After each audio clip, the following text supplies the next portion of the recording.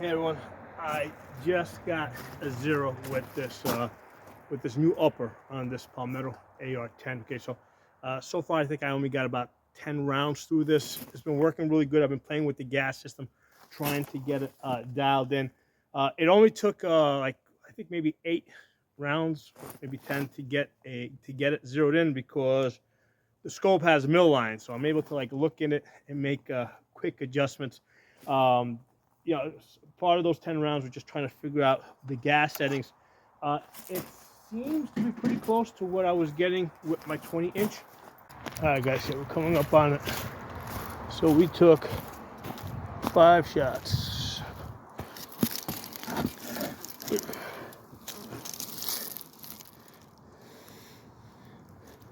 It looks like one went in that same hole. Got 1, 2, 3, 4. Fifth one had to go there because that looks a little elongated. 3 inches. Yeah, so as long as your gas settings are right, first shots with this PA-10 Gen 3 16-inch upper, working great. Let me do this. I've got 4 rounds left. I'm just gonna blast off 4 rounds over here, but I could see muzzle flash in the scope because again, this stuff is very slow burning gunpowder. I've chronographed it. Like there's a huge drop from like the 20-inch to the because I tested it on my Vepr 308, which is also a 16-inch 308. So I think there was like a 400 foot-pound energy drop. Energy, not velocity. I tend to remember energy is better. So like 400 foot-pounds, like a 40 cal. So that's the energy drop that I get from this because it's a slower burning gunpowder. With most of the other 308 that I shot, when I went from a 20-inch to a 16-inch, it was only like a 200 foot-pounds energy drop. Okay, so that's because of the gunpowder is burning slower, so it doesn't have enough time to burn in the shorter barrel. So that's an important thing. Like with the 16-inch barrels, you got to chronograph your bullets, and you got to get. That's the only way to know if you got fast burning powder or slow burning powder. So you try a bunch of ammo, and if you got on your 16-inch AR-10, and see which ones are running the fastest. Okay? But yeah, I mean, this is not something I can easily, comfortably do with the 20-inch. Just hold it up here one-handed. Now it does have a bigger scope. The way it's, because that's a 5-25. The way that is, it's got like a pound up here, right? Because I weighed the 2 uppers, so there's an extra pound of weight at the far end, and then the scope itself is also an extra pound. So so my 20-inch is a full 2 pounds heavier. Okay, so I'm gonna blast a couple rounds here. Set the LPVO to 1.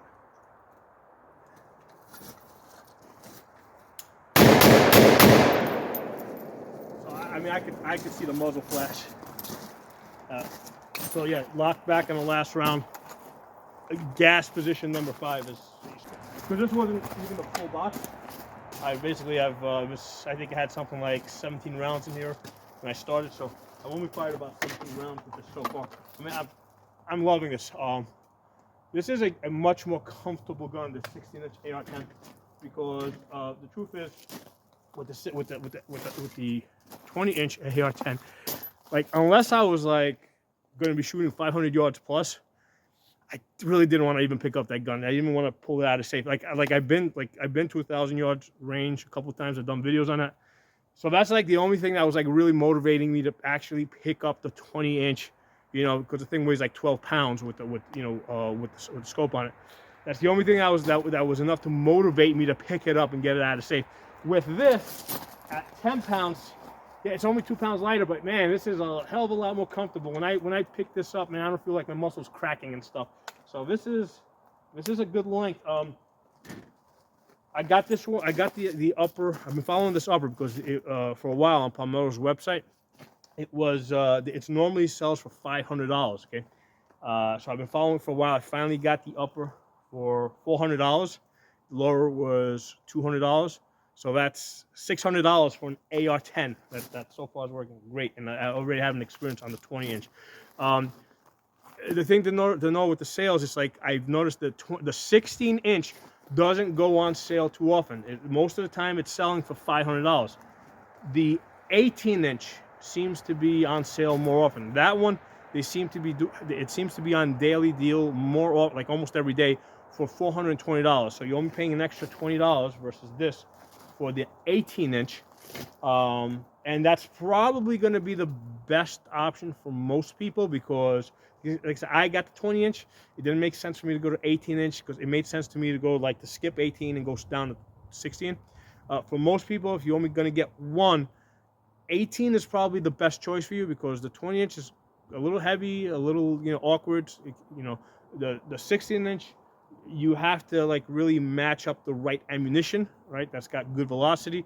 A lot of people aren't going to have chronographs and not going to be able to do it. The 18-inch is probably going to be what I would recommend for most people looking to get into an AR-10. So usually you can get the 18-inch upper for $420, and then $200 for your lower, $620 for an AR-10. I mean, I think it's the best deal out there.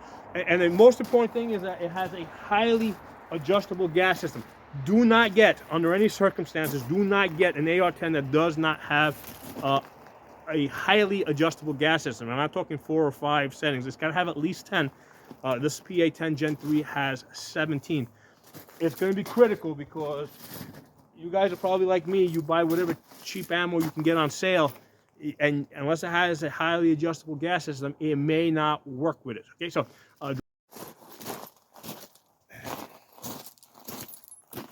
hey everyone, I pulled out a box of Freedom Munitions 147 grain. Here you go. Budget ammunition. I think I get these for about $18 a box when I get on the holidays. It's 400 rounds with free shipping. 100 yards. I didn't get there right away. First what I had to do was I had to figure out my gas setting. With my 20-inch, the gas setting is position number 2 with this ammunition. On this one, it ended up being position number 4. Okay, so it might just be an issue of the bolt, of the gun just needing to break in more. There might be some more internal resistance. So initially, I'm like, I'm doing one shot, one round at a time, trying to figure out the gas settings. I'm like, not doing super great, I did manage to get a 5-shot group at 2 inches. I'm like, well, that's 5 shots. Usually I look at the 4 out of 5, right? So yeah, that's like 1 3/4 inches. I do another one down here off of that one. I got 1, 2, 3, 4, 5. I basically same thing again. I'm getting like 1 3/4 inches. I said, okay, let's set up a fresh target. Okay. By the time I got to this one now, I figured out the gas setting. I'm like, okay, this is going to be gas setting number 4. Okay. So gas setting number 4, I take 5 shots. The first 4 shots, I can see them in the scope at 100 yards. They're beautiful, man. They're coming in at 1 1/4 inches. And then I threw that last shot. I mean, I totally jerked it, so I'm just not even going to think about that one. Okay, well, let's think about it. I opened it up to 2.5 inches. But I got 1 1/4 inches, 4 shots over here. Then somebody came over that I was expecting, and I started talking to somebody for about, I don't know, about 15, 20 minutes, which is good because it kind of gave me a little bit of a break.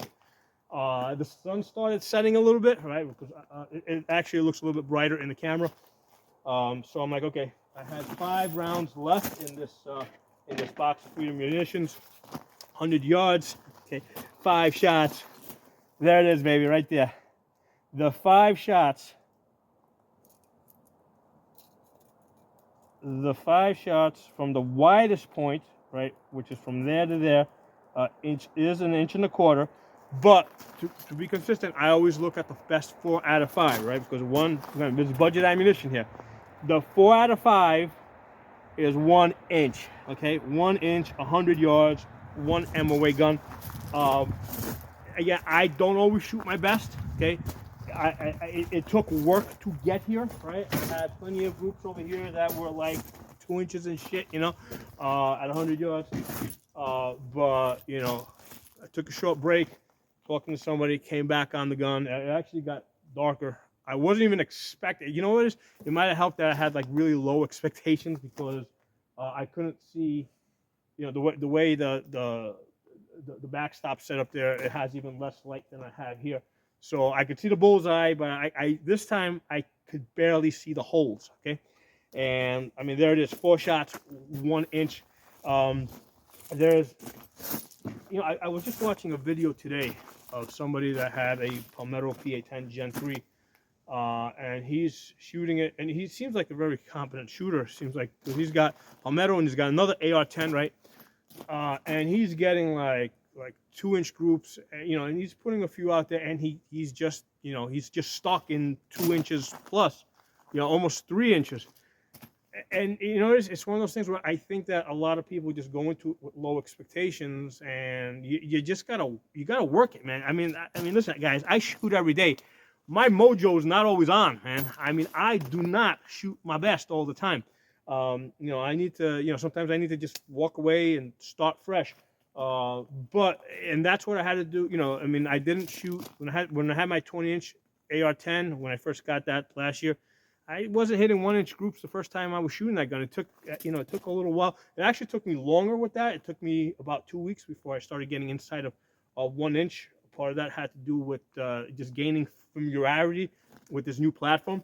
This time now, throwing on the 16-inch upper here, I'm already familiar with the gun, so everything's moving forward a lot faster. I thought the barrel might need a break-in period, right, based on my experience last time. I thought it might need a break-in period before it gets to the 1-inch groups. I've actually shot less than 2 boxes, because the first box only had like 17 rounds. So I've shot like a total of 37 rounds today. So it took 37 rounds before I got to a 4-shot, you know, before I got to that 1-inch group. So the 5 shots were 1.25 inches. The 4 of the 5, which I normally look at, like I'm not cheese dicking it, you know, making an exception here. That's what I normally look at. The 4 out of 5 is 1 inch. So one of the things I did with this, I'm absolutely loving this gun. It's so light. And also when I was shooting, the sun setting with this ammunition, I could not see muzzle flash. Okay, so this Freedom munitions is definitely burning better. Okay, I'm not seeing muzzle flash. Actually, let me go get some another 5 rounds. Hold on. We're just gonna shoot 5 rounds. The sun's starting to set. I want to see how much muzzle flash we can see out of the 16-inch. Like I said, I couldn't see it at all when I was shooting. With the Tula, I could see the flash even like earlier when it was much brighter out. Now with it being darker, I can't see the muzzle flash with this, which means that this Freedom munitions, it's a much faster gunpowder, which is getting a more complete burn. My ears off. I'm going to blast out 5 rounds here so I can look at the video and see what the flash looks like.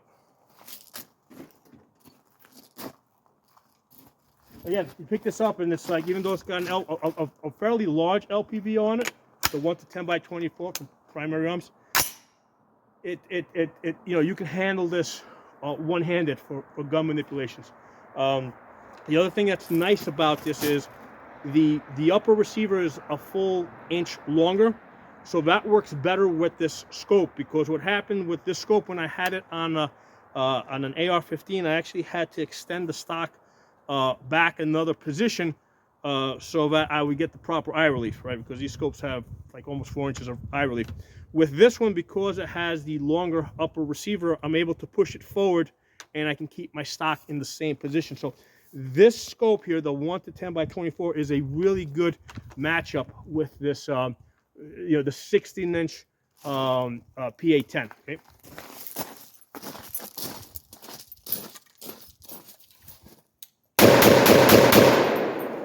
I can see a little bit of flash now, but not like earlier. You know, like I said, with the Tula, when I was shooting that, I could see it in broad daylight. With this one, the sun has to be setting before I can see muzzle flash. Another tip, I remember these things as they come to me. If you find that your magazines are falling out, right, when you shoot, especially on the last round, oops, backwards, especially on the last round, what you need to do is you need to tighten up your what do you call this? The magazine release, right? What you do is you push the button all the way in, all the way through it, and then you're able to rotate it. I did this last year with the 20-inch, and today I found that earlier the magazine did drop out one time when I sent the bolt home with one round in the magazine. Now it's a lighter gun, so it has less mass to pick up the recoil. So I basically made one more turn, right? The screw's not sticking out from you. One more turn and the magazine is no longer dropping out. So that's one of the things to be aware of, that you can adjust that. If you find that your magazine is dropping out, you can adjust the magazine release. Okay. So yeah, I mean, I'm absolutely loving this gun. Hold on, let me just open this up for a second. Did I close it? Not close it. Oh, by the way, I do have a bubble level on the back here. That really helps with the cant. I've done videos. You can see that bubble level back there underneath the scope. That if your cant is off, if the gun is canted, that can easily throw you off 1 inch left or right. So I did end up putting a little bit of lube on this earlier because this thing is really tight. I mean, this will break in, but I think that this might be the reason. It being just like really tight. This might be the reason why I'm having to go to a higher gas setting. So like this ammunition here, the Freedom Munitions 147 grain on my 20-inch, I shoot it in gas position number 2 out of 17. On this one here today, with only about 40 rounds on the gun now, I'm shooting it in gas position number 4. So I had to go up 2 gas positions. So it might have to do with it. This is a mid-length gas system versus the rifle length of the 20-inch. So it might have something to do with that. Or it might just be that, listen, things need to wear in a little bit better, right? Everything's so tight. So not 100% sure on that. It'll take us about 500 rounds before we know for sure. But I'm absolutely loving this gun. And like you see, I mean, within 40 rounds, I managed to get one group at 1 inch, 1.25 inch, and that's with budget ammunition. This dude I was watching today, he was shooting like the match grade M118. I think that's what it is, M118, and he was getting like 2.5 inch groups. And I mean, I don't think the guy is a bad shooter. It's just that I don't think he believes in it, because you got to believe in it. You got to like work it. You got to have your follow through. So if you go into shooting one of these Palmetto AR-10s and you're like, this is a cheapy budget gun, yeah, you probably are not going to have the confidence to shoot the 1 inch groups. You got to believe that you can do it with the gun. I mean, the gun is capable. I mean, I got 2 of them now, the 20 inch and I got the 8 and the 16 inch. I mean, I think this is the best freaking AR-10 bargain there is. Like when it comes to, here's where I'm gonna get a little weird on you guys. When it comes to AR-15s, a lot of times I will tell people that like the Palmetto AR-15s are just as good, right? And that term "just as good" sets people off, but they really are. I mean, I use the Palmetto AR-15s like professionally to train people and put many hundreds of rounds on it. Some of them have thousands of rounds on them. I have lots of them, so I spread out the wear and tear on them. But so with Palmetto AR-15s, a lot of times I'll say they are just as good. With the Palmetto AR-10s, right, the PA-10 Gen 3, you know something? I think I'm going to go a step beyond that and say I think they're actually better. Okay, they're better. If you can, I said this before, you can have a $30,000 Knight's armament. Okay, the problem with that is it doesn't have an adjustable gas system. Okay, you're not going to be able to shoot budget ammunition. We tend to buy whatever shit we get on sale, so you don't need a gun that only shoots military grade ammunition, right? You need a gun that's going to shoot whatever shit you have to shoot through it. So that's why when it comes to the Palmetto PA-10s, I started forming this opinion with the 20-inch, and now I'm feeling it even more with the 16-inch. I think it's more than just as good. I think it's actually better. Okay, so we're going to keep doing videos on this. I love the gun. I'm absolutely loving it. One of the things I will say is the recoil is definitely there. It's lighter, right? This one here it's 10 pounds with the scope versus the 12 pounds of the 20-inch. So those extra, the 2 pounds lighter, even with adjusting the gas setting, I'm definitely, you know, feeling a little bit over here. Not a lot. Not like I'm gonna go home and cry. Not like I'm gonna have a bruise. But I can definitely feel I've been shooting, you know, 308s. Okay. So drop some comments. I'll talk to you all soon. And there's a, like I said earlier, there's a playlist below for the AR-10, the earlier one, and I'm gonna start adding this one. So check out the playlist.